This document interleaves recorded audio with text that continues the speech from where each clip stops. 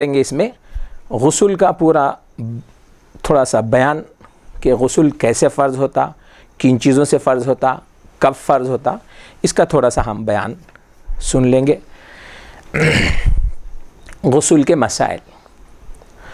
غسل فرض ہوتا ہے جب حالت بیداری میں، جاگتے ہوئے میں آدمی کی منی شہوت کے ساتھ نکلے تو اس وقت غسل فرض ہوتا، نمبر 1۔ نمبر 2، احتلام کی وجہ سے بھی غسل فرض ہوتا ہے۔ احتلام کا مطلب ہوتا ہے حالت نیند میں میاں بیوی کے خصوصی تعلقات کا خواب دیکھنا یا کسی اور کی وجہ سے خواب میں یہ محسوس ہونا کہ احتلام ہو گیا ہے، منی نکل گئی ہے، ایسا محسوس ہوا، یا اٹھنے کے بعد اس مقام پر کچا محسوس ہوا اور محسوس ہوا کہ منی نکلی ہے، تو اس سے بھی غسل فرض ہوتا ہے۔ یہ حالت نیند کا ہے۔ اس کے بعد تیسرا ہے غسل وطی کرنے سے بھی غسل فرض ہو جاتا ہے۔ وطی کہتے ہیں میاں بیوی کے خصوصی تعلقات قائم کرتے وقت میں شوہر کا جو آلہ تناسل ہے اور اس کا جو ختنہ کا حصہ ہے، وہ حصہ بیوی کے جو شرمگاہ ہے، خصوصی جگہ ہے، قبول، اس کو قبول بولتے ہیں، تو اس کے اندر وہ ختنہ کا جو حصہ ہے اتنا داخل ہو جائے تو اس سے بھی غسل واجب ہو جاتا ہے۔ انزال ہونے کی، منی نکلنے وغیرہ کی کوئی شرط نہیں ہے، صرف دخول سے ہی غسل واجب ہو جاتا ہے، فرض ہو جاتا ہے۔ اور چوتھا، غسل واجب ہو جاتا ہے، فرض ہو جاتا ہے عورت کے جو پیریڈز رہتے ہیں، حیض کے، خون آنے کے، منتھلی، وہ جب کمپلیٹ ہو جاتے ہیں تو اس کے کمپلیٹ ہونے کے بعد بھی غسل واجب ہو جاتا ہے۔ اور چوتھا، ایسے ہی عورت کو جب بچہ پیدا ہونے کے بعد جو خون آتا ہے اس کو نفاس کا خون بولتے ہیں، اس خون کے بند ہو جانے کے بعد بھی جب وہ موقوف ہو جاتا ہے تو اس کے بعد جو اس کے بعد بھی غسل کرنا فرض ہو جاتا ہے۔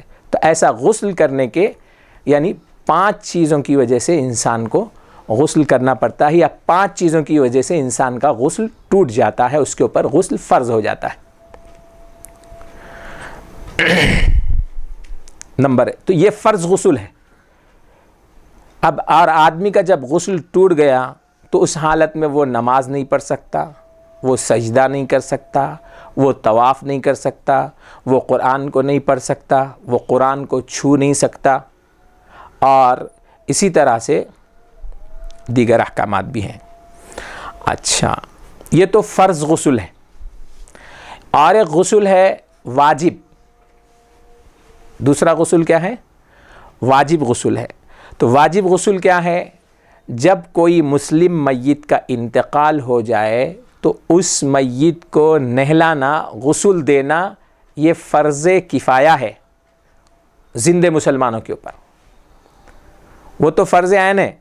پہلے کے جو مسائل تھے نا، 5 ٹائم پہ جو کرنا تھا اس وقت تو کرنا کمپلسری ہے ہر ایک کو۔ دوسرا فرض کفایہ، یعنی کوئی آدمی مسلمان اگر انتقال کر جائے تب انہیں تو خود سے غسل نہیں کر سکتا، تو اس لیے وہاں پر جو ہے ان میں سے کوئی ایک بھی اس کو غسل دے دے، فرض کفایہ بولے تو ایک بھی اس کو غسل دے دیا تو سب کے جانب سے ساقط ہوں گا۔ اگر کوئی غسل نہیں دیا تو پورے علاقے کے لوگ گناہ گار ہوں گے۔ تو مسلم میت کو نہلانا یہ فرض کفایہ ہے۔